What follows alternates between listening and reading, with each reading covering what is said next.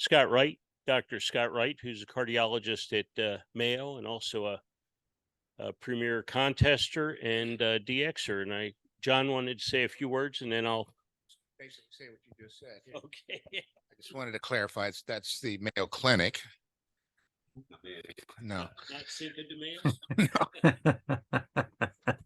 Scott has been doing quite a bit of DXing and contesting around the world, mostly the Caribbean, and but also in China and other places. So, and he doesn't like to brag, but he was also kind of a hero during the pandemic. They're helping out the people in the Midwest doing pandemic work. So thank you very much for that. And why don't you go ahead and read his resume for us there? Okay, good. Scott was first licensed in, and correct me if anything's incorrect here, first licensed in 1977 in Kentucky, and then he moved to Minnesota in 1989. He's got a contest and DX station in Minnesota at where he operates SO2R, multi-single, and of course, single operator. A life member of ARRL, CW Ops, Long Island CW Club, past editor of the National Contest Journal, past member of the ARRL Contest Advisory Committee, 8-band DXCC, and it goes on and on and on. Tonight's talk is the 3 C's of with DXing on a work trip, lessons from time in China, Chile, and the Caribbean. So Scott, without further ado, it's all yours, and I think you've got the screen. Thank you. Is the slideshow projecting okay? It is, yes. Oh, great. Well, thanks for inviting me. It's great to be a part of your group. Wish I could be there in person. My family and I enjoy vacationing in San Diego, and I always enjoy coming on work trips there because K0MD and I usually try to have dinner, and I spend every moment of time that he allows getting advice and tips. So, you know, John's been a mentor to me, an Elmer, shall we say. And John, thank you. And, you know, thanks for mentioning the work in the pandemic.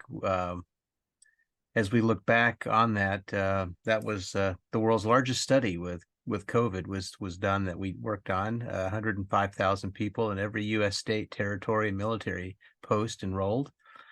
And we continue to see good fruits from that. In fact, today, the New England Journal of Medicine published a paper really not exonerating our work, but sort of expanding it to show that the use of the product that we were testing now has benefit in patients who are critically ill. And so it was just really fun to be a part of something that we could do during the pandemic. I don't know how you felt, but I felt sort of paralyzed and not sure what to do. So that was quite a time to be alive as a physician and scientist. And I truly hope that I don't have to go through another one in my lifetime. But anyway, it's good to be on this side of it. I haven't been to San Diego since before the pandemic, and John and I were chatting before we went live here about how much it's been, how long it's been since we've seen each other. So I get invited a lot to lecture globally, and I've had the joy really of operating as a hobbyist in China, Chile, during business travel, and I'll show you some of that. And then also I've gotten somewhat addicted or accustomed to enjoying Caribbean contesting, but I haven't been there since maybe 2018 or 2019. In fact, I missed 2019. My mother was dying during the February contest time, so I had to pull out of the Caribbean event. So it's been 2018. So K0MD and I need a trip together to the Caribbean, John. You should come out of retirement, take a leave, come back. Okay. All right. What am I going to do here? I'm trying to get the slideshow to advance. Let's see. Let's try this. Okay. Hey, Scott, I did invite you to come down to PJ2T and you were busy, remember? You sure did. Yes. I can't even find a week to come down there. But maybe soon. I keep being optimistic. I've got 16 trips planned for next year already, and I'm going to have to cancel 2, and that may expand to 18 and then cancel 2. So it gives you a sense for, on top of the day job of being a clinical cardiologist, what I'm doing. Here's a view from one of my favorite views in Chile. This is outside the Hotel Sheraton in Viña del Mar, Chile. I was just there last week, in fact, and you know, it's just as beautiful as ever. So I'm going to talk a little bit about my background, It seems like everybody does. I'll show you my background, talk about radioactivity in Chile for a few minutes, a little bit in China, and then just some brief stuff on the Caribbean. And if you really want a first-class talk on the Caribbean, you have a local speaker there, and John, to do that for you. So I grew up in Kentucky, in eastern Kentucky, actually in the Appalachian Mountains. About 80% of the land in the community where I grew up, it was the county, as we described it, was owned by the federal government as part of the Daniel Boone National Forest. And the building that I'm showing you there is where I went to fourth grade through eighth grade. It was built by the WPA. My grandfather was part of that. He didn't build this. He was sent to Idaho to work, but some WPA people built this high school, and that's where I went to school until eighth grade. And on the second floor there where the arrow points is where I found a book about amateur radio as a seventh grader. And then the rest is history, shall we say. I've been working ever since to pay for radios. Here I am as a likely a general class ham, because at that point, you know, I had an antenna tuner, a D104 microphone, the HW101, the obligatory call sign badge that Swan gave or someone gave everyone. And then you can see my power meter and SWR meter there from Radio Shack. And that was the family, one of the family rooms, sort of the family library, got converted into a part-time Radio Shack. And I would spend a lot of time as a seventh, eighth, and ninth grader there, just operating and enjoying the world. This is really the house where I grew up in, the one that's in the distance with the white on the back. The white on the back was added after my parents sold it, but that's where I had a tower, 40-foot tower. Well, it was maybe 35 feet once it was up, guide with rope and a tri-bander. So as a 13 or 14-year-old, I was able to work enough to make money to buy a tri-bander and a tower and an Alliance HD 73 rotator. Most of you probably are familiar with those, and a Wilson System 33 tri-bander. And that's when I got very, very interested in DXing. And I always enjoyed field day, and I didn't realize I was a contester until I was an adult. But nobody contested in this region of Kentucky, it seemed. And some of them were DXers, but nobody was serious about it. And that's the backyard where I ran an inverted L for 160 because I wanted to be on the low band. That was the cool thing to do in those days. So there's a picture of the HW101. I gave it away to a friend when I went to medical school. And then my daughter, who was much younger at the time when she got her license, wanted the radio. So I was able to acquire it back from the guy I'd given it to. And that was her radio for a while.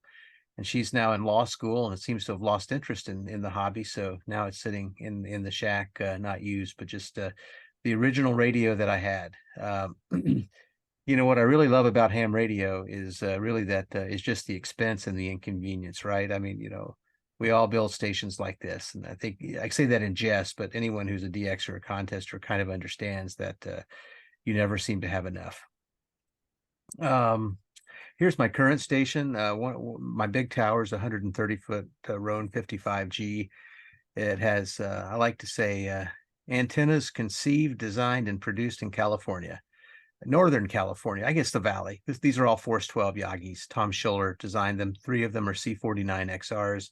2 of them are Magnum 240N 40-meter Yagis. And then I have a special Wark antenna that he built from an old 4BA that I had acquired. So Scott, what does that 49 mean exactly? C49 is means that the boom is 49 feet. It has 49 feet. That's all I wanted to know. Thank you. Yeah, 4 elements on 27 on 15, and then they dedicate 13 or 14 on 10, and I call it a 10-element monobander for 10. The story behind the antenna is that Tom wanted, maybe you know this, but Tom wanted to build the world's largest tri-bander. So he did. And then he worked, he sold one to the president of ICOM, and Toko Inoue JA3FA had it at his factory or his corporate office. And his ICOM 781's front end was overloaded by the signals coming in. So he instructed his engineering team to build a radio that could handle this antenna. That was one of the reasons the 7800 came out. You know, the first time I had it up and I turned it southwest during the nadir of the sunspot cycle, I guess the last sunspot cycle, Echo 51, I think it's JD, you know, the guy in the South Cook Islands, I think, was on, and I called him and he said, Kilo 0, Mike Delta. No, it must be Victor Kilo 0. You're so loud here. And I told him, no, I was in K0, and he was like, whoa. And Jim was like, you're too loud. And what kind of antenna do you have? And this thing really does work beautifully on 15 and 10. It's okay on 20, but at 15 and 10, it really sings. To the right is one of my COVID projects. We were stuck, couldn't travel. couldn't really leave town for 2 years. So I built an 80-meter full-size four-square from DX Engineering, and that's really one of my top antennas now for low-band DXing. In the distance, if you look carefully, you'll see a small vertical. That's a Magnum 160 vertical from Force 12. Got a coil in the center. It's not the best design. Tom sent me a kit to modify it, but I haven't done that yet. It radiates fine. It receives poorly, so now I have some beverages up. Here is the tower by the house. This was my first tower. This is a C3 basically that I use as a multiplier antenna. And the current station now is, again, all California made stuff. This is the K4D from Elecraft. I have two of them. I have a KPA 1500 to go with it and an ACOM 2000A. Would love to have a second KPA 1500, but they're too loud. I can only take one. There are times that the signals are so weak here that I have to turn the volume really up because the amplifier noise is just rattling in my head. So why did I operate overseas? Well, to try a new experience, obviously. During the wintertime to go to the Caribbean, it's fun to get out of the cold weather. I've enjoyed experiencing propagation from another location. I enjoy it largely to enjoy a business trip because it gets lonely and it gets tiring to be overseas so much. And I've had a lot of fun with some ham friends. And when I say family, my oldest daughter, who's now a graduate student at Oxford, did a science fair project, won CQ Worldwide, CW. She predicted on modeling with software how many stations I could work. And then she traveled with me to Chile, and I operated from one of the hotels I'll show you, and did a single operator all band assisted experience on CQ Worldwide. And then she took the data of what I worked and the multipliers and DX totals and did a spreadsheet and put it up as a poster for science fair and went to the state with that. So, that was one of the high moments as a dad, to have your daughter somewhat interested. She's a licensed ham, but really is not much on the air. I also enjoy the high rates like K0MD does, and a high score. And, it's also easier to do better and win if you're outside of the U.S. than it is with all of these strong stations in the U.S. It's really not a difficult decision to trade this QTH in February, -15, with that temperature and weather. As you can see, the sun is setting there at 4:30 or 5 one day as I drive home to go down to the Caribbean, like Turks and Caicos. There's a picture of a flight coming into Provo once when I was there. Go to Chile quite often. I've made 40 or 41 trips to Chile to do medical conferences. They treat me like a real gentleman and almost like a hero. I mean, they've been too nice to me there, honestly. They've given me keys to 2 cities, which it's just a gesture of their gratitude. It's a lot of gratitude for just giving a few talks, but I'm thankful for that. And I've taken about 110 faculty from Mayo Clinic and other academic medical centers around the world to Chile to speak. So I have a lot of experience there. Like I said, about 41 trips now. And the Republic of Chile is a very neat country. It's very long and narrow. It's very much like where you are in California. Everyone who goes thinks that it looks like San Diego. It's almost 2,700 miles long and about 200 miles wide. If you're willing to spend 4 or 5 hours driving, you can go from the beach to the mountains and ski in the same day. About a third of the population lives in their capital of Santiago. Total about 18 million people. I end up going usually to Valparaiso and Viña del Mar, although I've been to Antofagasta and Concepcion. I can name all the cities if you're interested, but I've been all around the country, and I've operated from the south as well as from the coast. This is the place that we were at. This is a picture that I actually took from National Geographic. This is in the Atacama region. That white that you see is not snow, but salt. It's so dry there. It hasn't rained for thousands of years. There's just salt crystals there. They do have some arsenic-filled lakes that the gulls and others who drink from it seem to be immune to the arsenic, but they do a lot of copper mining there, and that's what that's from. This is the central region of Chile where the wines come from. Very popular with tourists. This is the part I like, the southern mountains, that look more like the Swiss Alps or the fjords. And this is a picture I took in Osorno of a beautiful Lutheran church, and then this what they call Mount Osorno. It's the Osorno volcano in a small village there, and that's a big lake that sits between the volcano and the town, and that is just quintessential southern Chile, and that's my favorite part of the country to visit. There's another view of the same volcano from a different spot on the lake. That's in the city of Puerto Varas, and there's a picture of me several years ago with a Radio Club of Chile cap on, and there are only a few thousand radio hams in Chile. They call them radio aficionados, and they love them. They're heroes there because they deal with a lot of earthquake communication. And they actually have a weekly net on Tuesday nights to remain prepared. That's kind of mandatory, I'm told. Most of them will operate mobile and portable rigs, a lot of 2-meter 440 stuff, 5 to 10% do contesting and DXing. You've probably worked Charlie Echo 3, Charlie Tango, Charlie Echo 2 Lima Radio, and Charlie Echo 2 Sugar Victor. I was at CE2SV's home last week. I didn't make it to CE3 CT. And they're all active CW ops, but most Chilean radio aficionados just do not know or use Morse code. There are no ham dealers in Chile, so everything has to come in with about a 40% duty. So old equipment, oldies but goodies, the Kenwoods, the Asus, the ICOMs are very popular. The 7300 seems to have taken hold in Chile, and used equipment will command a premium resale value, especially amplifiers. Typical antennas there, like Mosley Tribanders or some Cushcraft and high gain stuff. A few of them have steppers. At one point, I took some replacement parts to Dale CE2 Sugar Victor one November when I was going down, and a lot of them build their own antennas, and so most of them are low power. They do have a few people with amplifiers. I'd been going a lot, and in 2017, I said, I'd like to get a radio license and do some of this.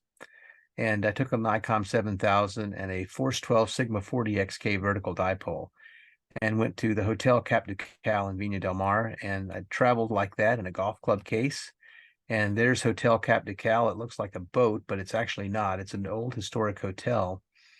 And if you will look at the bottom right, that is the vertical dipole up at this hotel. And this is room 32 at Hotel Cap Ducal. It's a big room. It hasn't been updated since the 70s. I had some colleagues stay there last week for a night. To a person, they complained about how old it was. But if you're a ham operator, they have no concerns about these antennas, and the propagation is amazing. So there's another picture of the vertical dipole up on this little balcony. Get up every morning, seagulls are there. Probably nothing new for those of you in San Diego, but for those of us a couple thousand miles inland, that's a wonderful experience. And there's a QSL card that I had made with the ICOM 7000, a micro keyer to connect to the computer. The same headphones I'm wearing now, or an older version rather, and just the hotel. A few years after we had been there, most of the people who came with me were tired of being in a hotel without in-room internet, no exercise facility. They didn't seem to appreciate the ham radio access. So reluctantly, I started booking rooms for our group at this hotel, which was fairly new, called Hotel Del Mar. And it's a room that has in-room Wi-Fi, and it's much more modern. The only problem with this hotel is that there's really no way to get to the roof with a stairwell. You have to climb from here, from this very top level on a ladder to get to the roof. But the rooms are very nice and modern. It's got a casino in the hotel, so that's another attraction. So actually, several of the people who work at the hotel volunteered to put up the vertical dipole for me, and they didn't really know how to assemble it. So I showed them on this level outside the spa how to do it, and with just a few hand signals and very little Spanish, they figured it out. And I had it partially assembled, as you can see, and they took it up. And then from 2009 to 2016, I operated there every August and sometimes in November. And every year when I would check in, they would say, "Did you bring the antenna?" It was nothing like I ever expected. And I was, "Yes, I did. Thank you very much. Here it is. Okay, we'll get them in." And I gave them, like $40 for doing it, 20,000 pesos, which I later learned doubled their daily income. So I think they were happy to see me. And, it was cheap for me. And then as I mentioned, one of my daughters came with me, my oldest daughter, and, we had a fun time. I tried to get DXCC from there, but I think I'm still working on it from Chile. The staff here are very accommodating, but the hotel has a huge amount of noise because of the casino, and the 7000 didn't handle it very well. So eventually I started finding greener pastures. Now this is VE7 SV CE2 Sugar Victor Dale Green's QTH, and you can see his 6-meter Yagi and his stepper at the very top left of the white condo building. He has the top floor there and has rights in perpetuity to keep his antennas there. He has a 4-element stepper, a 7-element JK or M squared, I can't remember which, 6-meter Yagi. He's very active now. And in fact, in 2016, he invited me to operate on Sunday afternoon to do CQ Worldwide CW. So on Friday night, I operated from home, got on a plane Saturday afternoon, flew overnight, landed in Santiago, took the car to Viña del Mar, went to Dale's house and did a single op 10-meter score from there. So it's one of the few times I've been able to enter a CQ Worldwide contest from 2 different QTHs over 48 hours. Here I am operating as K3. I brought my own Bengali paddle along. Dale's a bug man. I can't use a bug. And that was a 10-meter effort we did. 2017, a new hotel opened. I had 2 friends who both were physicians who got elected mayor and vice mayor of the town. So they did a lot of development. And this was a new hotel. And they recommended we try it. So we moved our group to Hotel Sheraton, the Sheraton Miramar. And it's a really lovely property. And they don't really allow antennas to be put up. So I was kind of out of luck. Maybe I could operate on the beach, but I have a friend there who's a physician who organizes the meetings I go to. And he said, why don't you bring your radio and come over to my weekend property and we can spend the weekend, you can operate. So his home sits right on the Pacific coast, about 200 feet above the ocean, solar powered or LP gas powered. Actually, the other homes there are solar powered, absolutely no noise. You know, the S meter is at 0. And you can see takeoff to North America there. That's where it is. It's a few miles south of Viña del Mar, Valparaiso. There's the ICOM 7000, and there's the vertical dipole up. It sits, like I said, about 150 feet maybe above the ocean. There are no homes within about 1,000 feet, so I don't hear any noise from anybody's solar generators. And it's really a treat to work the gray line. You know, Russia comes in, and then Scandinavia, and then the rest of Europe, and then the northeastern United States, and we end the evening working the Whiskey Sixes from California. There I am standing beside the vertical dipole to give you a sense for its height. I'm 5'9", so it's a bit tall, and you can see that it's a bit guide there because it is windy there, so that's where it is. There's the view of the ICOM radio, a Bengali Traveler Light that I took with me, looking out at the ocean, and there's the vertical dipole from his house. So it works very well. I've been trying to figure out how to either put up a wire dipole or a Yagi there, like a 2-element stepper or something, but transporting it back and forth from the United States to Chile is an expensive endeavor with the airlines. You know, for many years, I took this vertical dipole back and forth. And on the last time I took it down, American Airlines decided to charge me $250 because it wasn't a set of golf clubs. And, being somewhat of a cheapskate, I told my friends there, I said, I don't think I'm going to bring it back because, $250 down, $250 back, that's more than I paid for it. And my friend in this little community said, well, just leave it at my house. So now it stays in his closet. And he was quite sad last week that I didn't bring a radio to operate. There's the 7000. He makes sure that we have plenty of food and beverage to drink while we're there, and plenty of bread to eat. And, it's just really nice. There's the sun setting. You can see what you see routinely out your windows, I don't get to see very often, so I make them into QSL cards, and just a lot of lovely views. 2018, I sold the 7000 and bought a 7300. Still had the same Samlex power supply, and this radio actually does better than the 7000. Still have the keyer there. That's Chile, and this year I had a license CE3/K0MD, but my trip did not allow me to go over to Roberto CE3 CD's place to operate, and I just didn't have time to put together and test the 7300 to take down. I'd loaned it to 2 friends who were in WRTC, and they brought it back, and I haven't gotten it out of the Pelican case since they brought it back and tested it and got it reconfigured. So that's Chile, and that's been my great experience there. Let's talk about China, though. In 2007, I was invited as part of a group from Mayo Clinic to come as an official guest of the government of the People's Republic to speak at a forum on healthcare issues. And so I had requested a radio license, and they said, we think we can do it. So I sent in the application, and after a couple of revisions and things, they coughed up a license and also a radio club, B1Z or BY1TX, with Fan Ben, BA1RB, who was my official host. And I was going to do, well, I did, CQ, WPX, CW in May of 2007 from them. There I am, a little heavier and much younger than I am today, operating. They have old equipment, Henry amplifiers, Force 12 antennas. I asked Tom Schiller if he knew that his antennas had been exported to the PRC. He said no, but he was suspicious because the person buying it didn't seem like they were going to use it. And anyway, it looks like they resold it here in the PRC. This is the BY1RX or B1Z station. You can see what they're operating, a lot of older equipment. This was now 2007. It's probably been modernized since. And so I was speaking at a summit called the Asian Pacific Emerging Healthcare Strategy Summit. And as I said I got a license. And in fact, I made that a requirement. I wasn't going to go. I just started contesting, John, as you can imagine. And I wasn't going to miss this contest just to go over. I don't know what I was thinking, but they got a license for me. And I often say, can you just show up and operate in China? Oh, no, not at all. Everything has to be pre-planned. And so Fan Ben, who's an IBM engineer, has traveled, but he's been to Rochester where I live, as well as along a lot of the US, a WRTC participant this year. Is an active radio hobbyist, and he helped. He was my host, and he'd been to BS7H. He was one of the 2 or 3 Chinese operators who went to BS7H, and they'd just gotten back when I came. In fact, my participation was contingent upon them getting back and being in good enough shape to do the contest. And the radio club just organized just so I could do it, and I was really touched by that. Here's Fan Ben operating from BS7H, and you know, you have to turn in a lot of documents.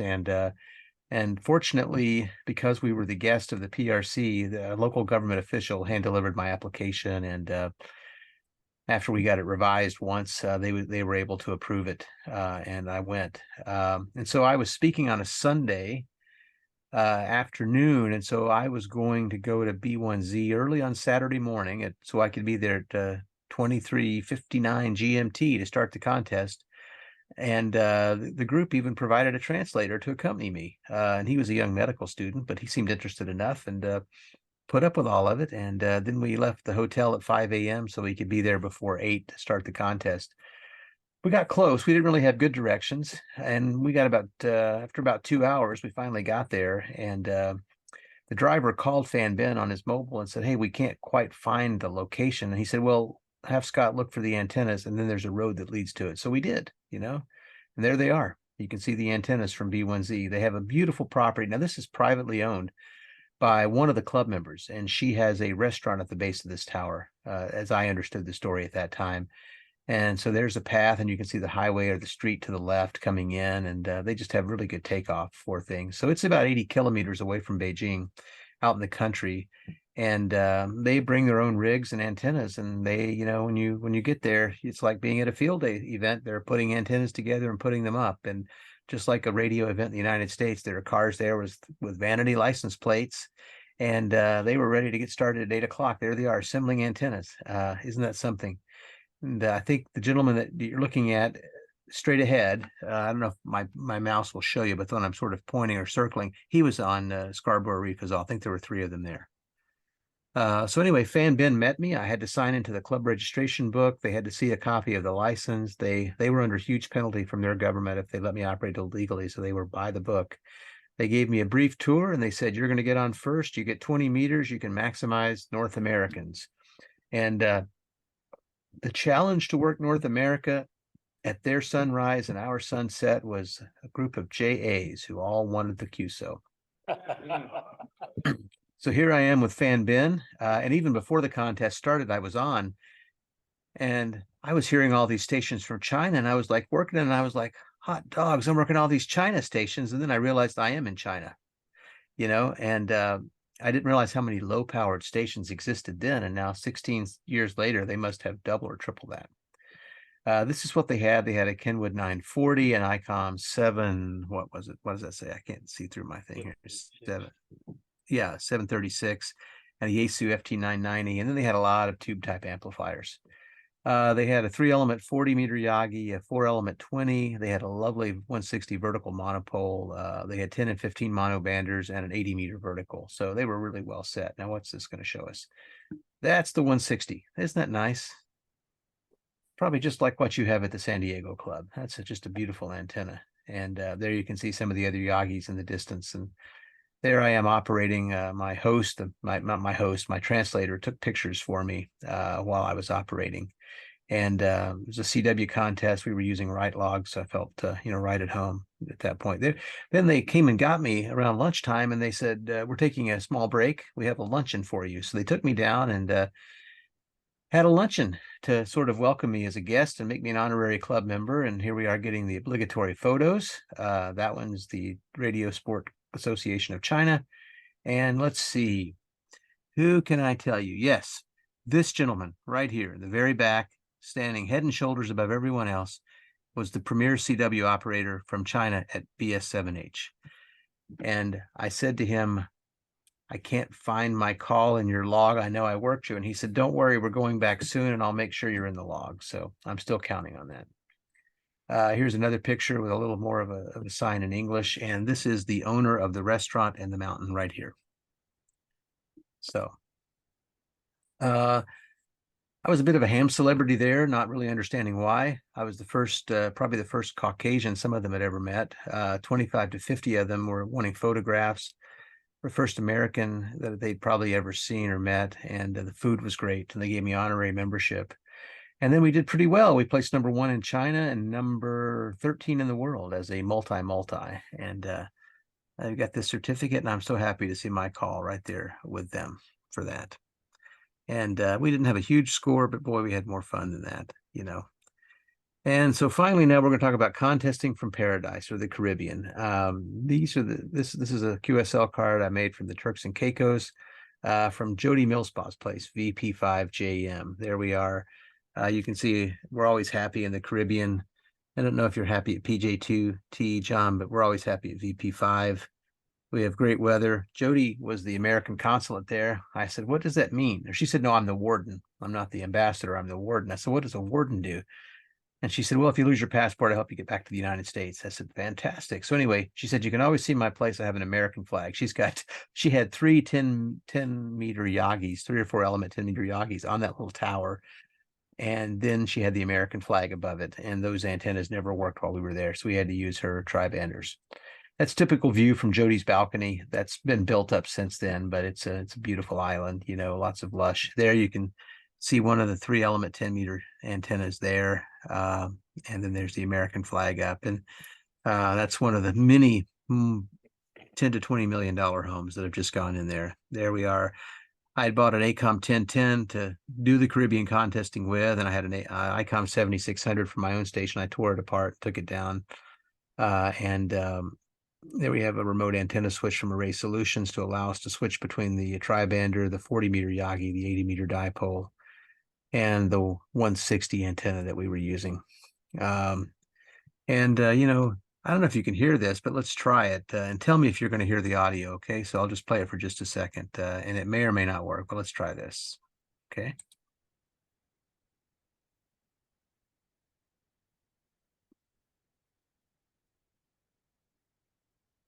Nothing heard.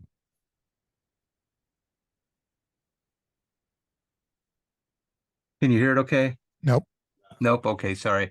Well, it just gives you a sense for how these pileups sound. And we were truly multi-operator, multi-single, you know, with one person at the radio at a time. So I play this often for clubs, and people just can't imagine. You know, some of them are like, wow, that's a lot of stations. Yeah, of course it is. You know, we have K6AM at PJ2T. We got to keep up with his score. Let's get out of there.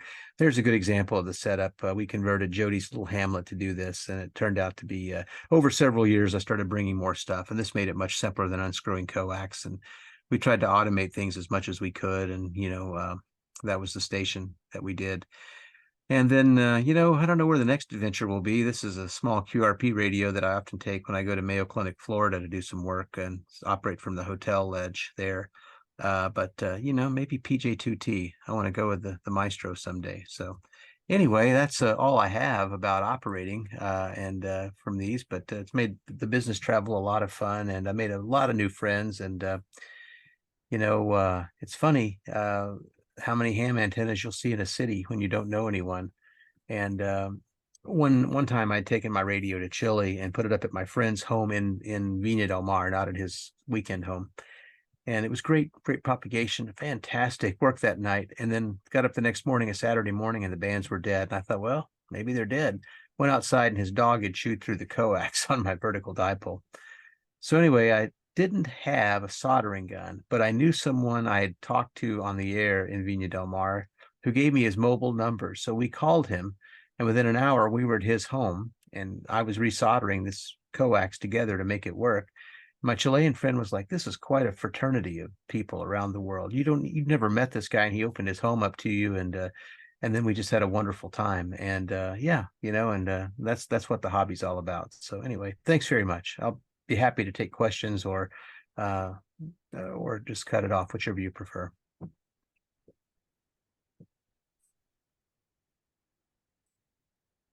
Scott, that was a wonderful tour around the world and your operation. We really enjoyed it.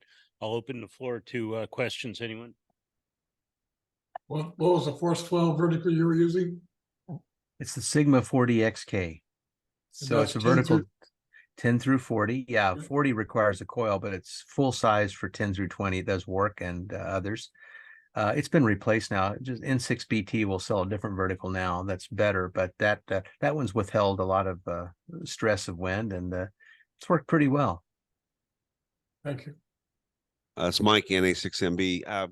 Did you arrange with the hotels beforehand when you went down there that you were able to mount the antennas on the roof, or did you do it when you got there?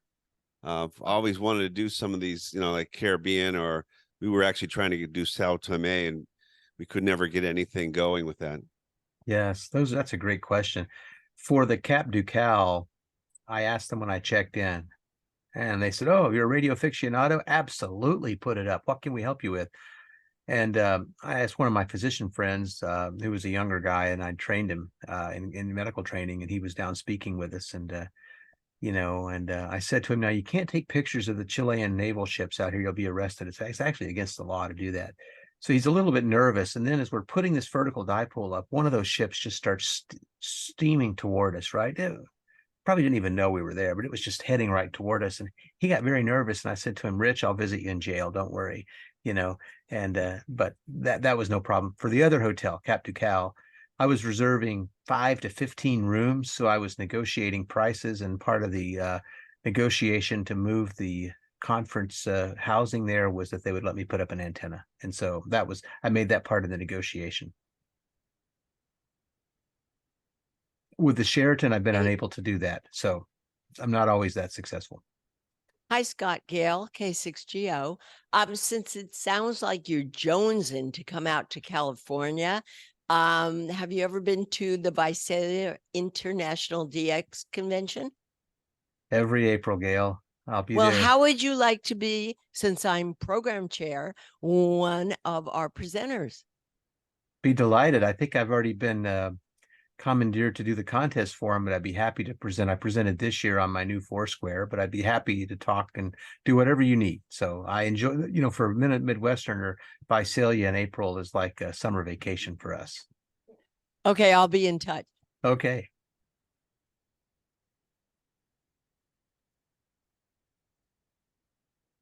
Anybody else? Scott, it's great to see you again, and looking forward to maybe getting together again next time you're in San Diego. And thank you very much. John. Yeah, no, thank you. And it's always good to see you, and look forward to seeing you in person. And maybe sometime making this club meeting if the stars align and I can be out there on a Wednesday at the right time of the month. So anyway, it's a great hobby we have. Always enjoy working the W6ers in the contest. One of the things, the audio that I was going to share that didn't come through, was just how different the US is. John probably notices this too, but you get a real flavor for the different culture within the United States, how people speak English differently. And, thank goodness we have the 6s and the 1s and 2s who know how to make, a QSO in 5 seconds to make up for some of the others who will tell you the weather, their life story, and ask you where you are, all as they give you a 5-9, whatever state. And usually they're from the same area where I grew up. So it's been very interesting to me to just see that cultural, diversity of the United States, so to speak.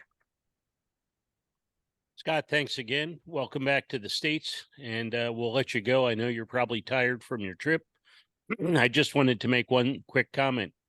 As a staff cardiologist, you're supposed to use the house staff to work the long hours, not you work the long hours. 73, thanks again, and we hope to see you soon. Yeah, 73. Thank you. Good night, everyone. Good night. Yeah.